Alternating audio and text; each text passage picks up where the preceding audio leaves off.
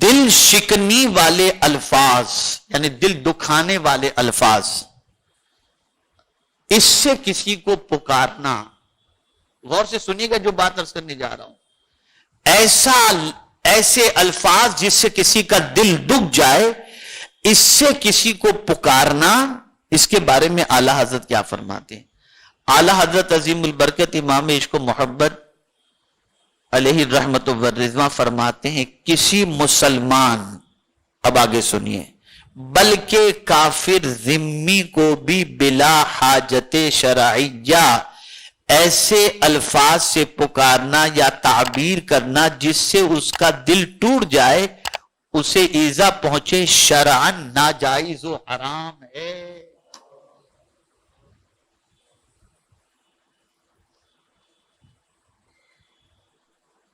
ایسے الفاظ سے کہ اس کا دل ٹوٹ جائے، اعلی حضرت فرماتے ہیں یہ ناجائز و حرام ہے۔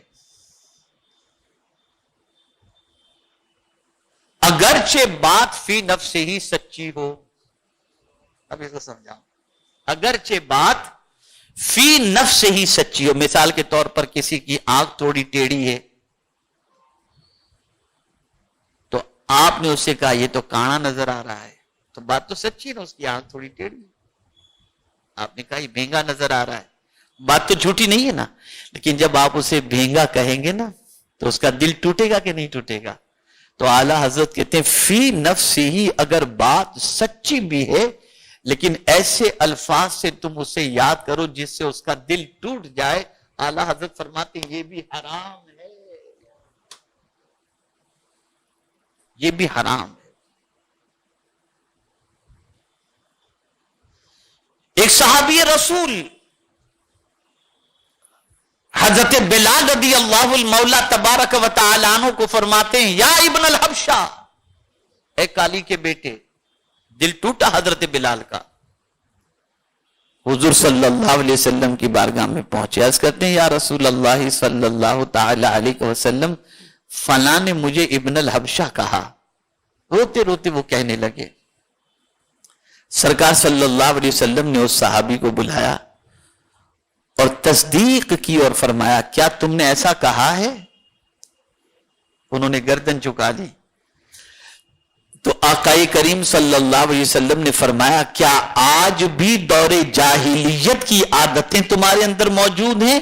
جب اتنا حضور صلی اللہ علیہ وسلم نے فرمایا، وہ صحابی لیٹ گئے، زمین پر لیٹ گئے اور حضرت بلال سے فرمایا اپنے پیروں سے میرے چہرے کو روند ڈالو۔ یہ جو ہمارے یہاں کسی کو پیر سے معذور ہے تو لنگڑا اور لولا اور کانا اور پتہ نہیں کیا کیا کہتے ہیں، خدا کے لیے اس کے گناہ کو سمجھو کہ یہ کتنا بڑا گناہ ہے۔ دل مت توڑو کسی کا، کسی کے دل کو مت دکھاؤ، اس لیے کہ جب کسی کا دل ٹوٹتا ہے پھر اس کے بعد جو آہ نکلتی ہے اس آہ کے اندر بستیوں کی بستیاں بہ جاتی ہیں، تباہ ہو جاتی ہیں، برباد ہو جاتی ہیں۔ ایک ظالم بادشاہ تھا، وہ سیر کے لیے نکلا، دریا کنارے پر ایک بڑھیا کی جھوپڑی دیکھا، وہ اسپوٹ اسے سمجھ میں آیا، اس نے کہا یہاں میں اپنا محل بناؤں گا تو بہت اچھا ویو ہے، یہاں اچھا لگے گا۔ اس بڑھیا سے کہا گیا تمہارا یہ جھوپڑا ہم کو بیچ دو، بڑھیا نے کہا زندگی میری پوری اس میں کٹی، اب میں کہاں جا کر کے بسوں گی؟ اس نے منع کر دیا۔ اب اس کے بعد وہ بڑھیا بیچاری صبح جاتی تھی، شام کو کما کر آتی تھی، کھاتی تھی پیتی تھی، گئی صبح، شام کو آئی تو اس کا جھوپڑا غائب، بادشاہ کے خدام نے سب توڑ ڈالا تھا۔ تو اب آپ سنیے، وہ عورت جہاں اس کا جھوپڑا تھا اور بادشاہ نے توڑ دیا تھا، وہیں پر جو ہے وہ ہاتھ اٹھا کر دعا کرتی اور کیا کہتی ہے؟ اللہ اللہ کہتی ہے اے اللہ میں کمزور تھی، تو طاقتور تھا، میں یہاں نہیں تھی، تو کہاں تھا؟ بادشاہ کو اپنی طاقت پر ناز، مجھے تیری کبریائی پر ناز۔ بس اتنا کہنا تھا، جتنے شہروں کے اندر بادشاہ کے محل تھے سب گر کے ختم ہو گئے. اس لیے منع فرمایا گیا آہ مت لو, دل نہ دکھاؤ, دل نہ دکھاؤ.